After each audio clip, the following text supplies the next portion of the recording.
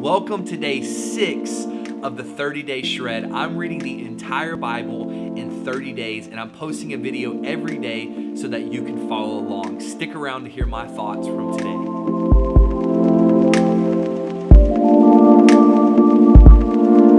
Thanks for clicking on this video. My name's Alex Suber, and like I said, I'm reading the entire Bible in 30 days. We're on day 6. We're already 1/5 of the way through the Bible. It's crazy how fast it's going. We've already read the first 5 or 6 books of the Bible, so we're definitely flying through the Old Testament. We're reading so much, getting so much knowledge, hearing so many cool stories, and I'm pulling out things that I believe can apply to our life, because it's so easy to look at the Old Testament and think that it doesn't apply to our life, but trust me, everything in the Bible can and will apply to your life. Today we read Deuteronomy chapter 33 through Judges 9. So we actually read from Deuteronomy, Joshua, and Judges. This is a really cool passage of scripture because for the last 5 books or so, we've been hearing a lot from Moses. The first 5 books of the Bible, it's all really centered around Moses and him leading the children of Israel out of captivity into the wilderness and then eventually leading them right to the edge of the promised land.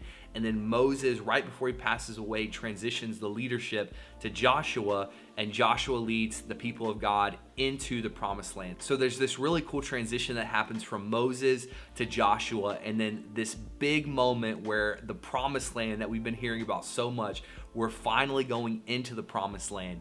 Joshua then leads the nation of Israel, and they begin to conquer and take over all that God has promised them. But it's really interesting to me that at the end of Joshua, he does what Moses does, and he begins to remind the people of, hey, remember where we came from. Remember the God that we serve. Don't turn to false gods. Don't turn to false idols. Because when they went into the promised land, the people that lived around them all worshiped false gods and worshiped idols. So Joshua, as he's at the end of his life, he's like, hey, don't live like them. I know it seems good. I know that's what everyone around us is doing, but don't live like them. Make sure you remember what you've been taught and worship the one true God.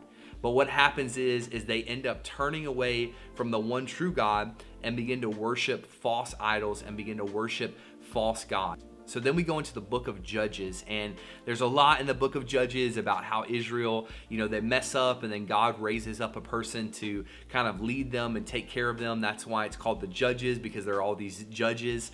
There's one passage that really hit me, and it's Judges chapter 2, verse 10.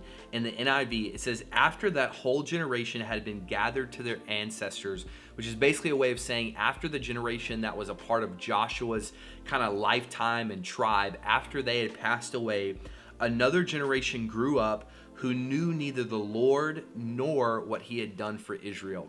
That hit me so hard. It really struck home with me. And I think the way that we can apply it to our lives is, are we passing down what God has done in our lives to the next generation? Are we reminding them, hey, remember where you came from. Remember what God has done for us. Not only did they forget who God was, but they forgot everything that he had done for them. So all of these miraculous things that we've read about, of coming out of slavery, coming out of captivity, God providing food in the desert, leading them with a pillar of fire and a cloud and water and manna and quail and freeing them from just so many crazy things. They forgot about all that, and they started to turn and worship other people.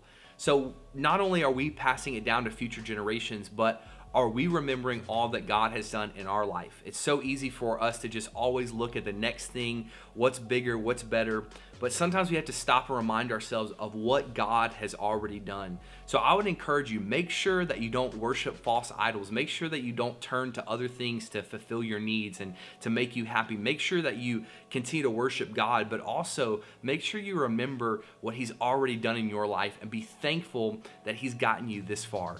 Thanks again for clicking on this video. I hope you're enjoying this series.